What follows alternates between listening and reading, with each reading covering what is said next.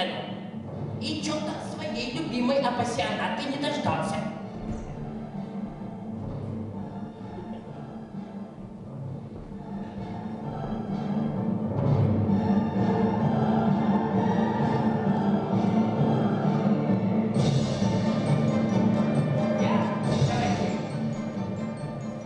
И вождь поэтия, но ничего человеческое мне не чуждо, простите.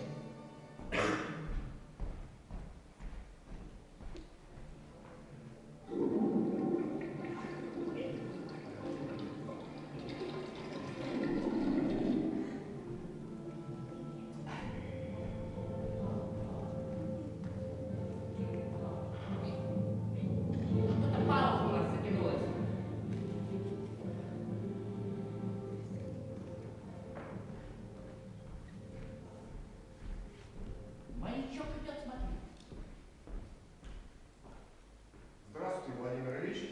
Здравствуйте, батенька моя! О, как я рад вас, как рад видеть! Вы прекрасный, прекрасный человек, потому что только прекрасный человек может сочинять такие стихи, как товарищ Маяк.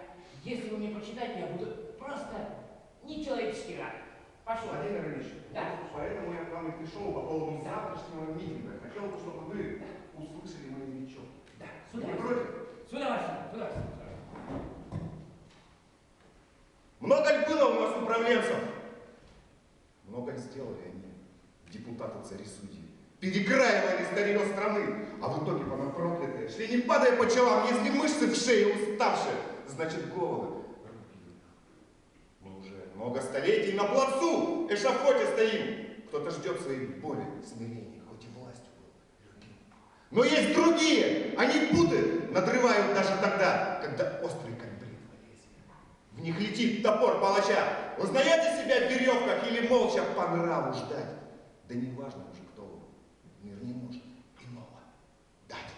Да, это великолепные слова. Великолепные. Я еще раз убедился, товарищ Маяк, что мы идем в нужном направлении и в нужную сторону, товарищи. Ура!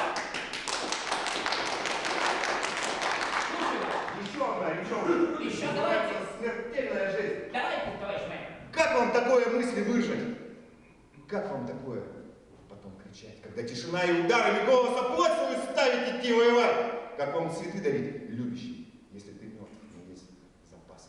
Корзина с подписью «Маяковский спасала Татьяну от голодных глаз». Да у нас сражения в каждом доме, у нас баталий везде полно. Даже в мирное время спокойно стреляем в себя пальцем легко. Что же, играете с нами в рулетку? Один патрон, а тыр только 6. Ставите нам в барабаны лично. Граммов 7 смертельным жесть. Это душещипающе. Это просто нечеловеческие стихи. Благодарю вас, товарищ Маяк. А вот вы знаете, мы с Наденькой Паненькой вечерим и чайку пьем, правда, без сахарку.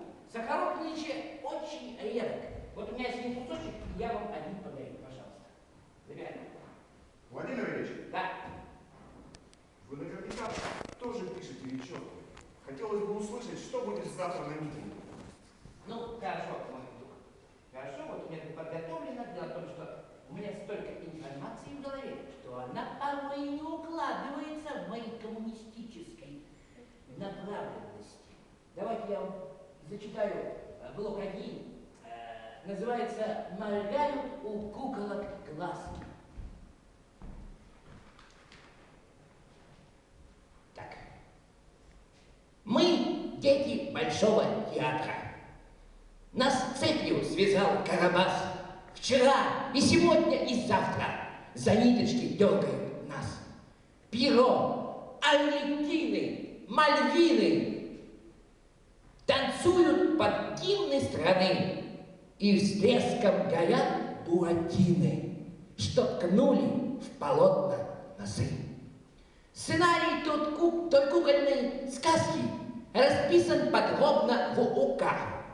Моргают у куколок глазки, и слезки сверкают слегка. Лицо Карабаса побрито, лежит в сундуке борода, наполнена кровью корыта, и рядышком плетка всегда. Вот так.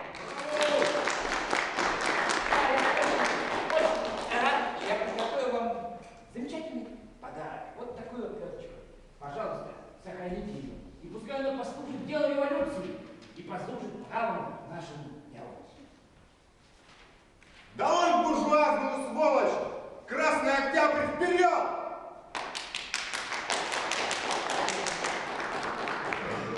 Товарищ майор, а вы хотите, я вот еще зачитаю? Ну и слушайте. А называется это стихотворение «А на кой чемодан с баблом сдался?» А на кой чемодан с баблом сдался? А на то, чтобы платить здесь налоги, содержать аппарат депутатский, полицая, чинушей дороги. Коммунальный оброк пополняя, отслюнявит за теплые стены, миг свободы к себе приближая, ежечасно скупать перемены. А когда миг свободы настанет, то бабла уже будет не нужно. Чемодан золотой в лету катит, застучат молоточком окружно. Вот такие мысли у меня.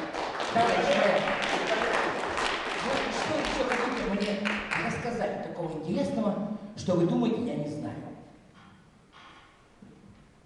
А хочу вам просто зачитать еще одну речу. Называется «Дай мне осиновый кол». Товарищ Ленин, дай мне осиновый кол. Дай мне осиновый кол, товарищ, на троне не тот господин, рядом со скипетром много мордищ. Злодей пришел, опять не один. Острый, обтесанный наконечник может заправски заразу губить. Кол от вампиров всегда помощник, можно его под одеждой носить. Возьми мои речи, направь их нацеленно, покажи свою пятерню. Направь свое действие правильно, коррупционную, не холь, болтовню. Сделать, товарищ, обоюдно острый инструмент, чтоб менял спороть.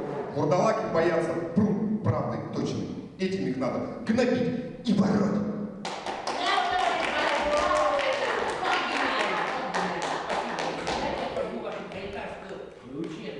Спасибо большое.